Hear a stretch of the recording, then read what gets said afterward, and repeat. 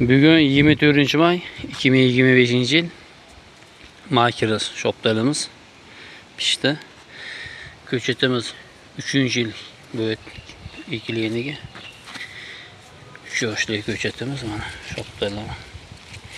Kalibri kattaligi ham yaxshi. Holatda mana.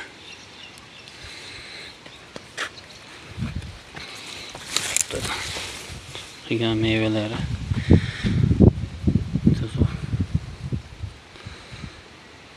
Bismillahirrahmanirrahim.